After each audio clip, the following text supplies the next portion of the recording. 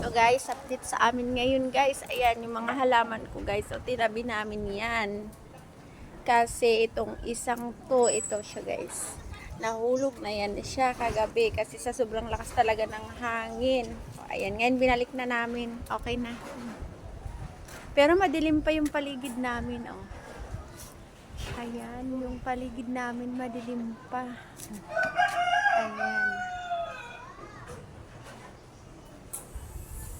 Madilim pa rin siya. Tapos, ito yung isang halaman kong malaki na tumba kahit nalian namin ng lubid. Ayan, may tali na siya ng lubid. Pero natumba pa rin to siya, guys. Ayan. Pero hindi siya gaano, kasi may tali nga. Tinalian namin ng lubid. Ayan. Parang uulan pa siya ulit. Pero, at least wala ng bagyo. Ayan. Madilim. Ayan. Ayan, yun lang po guys. Maraming salamat sa panood. Bye-bye!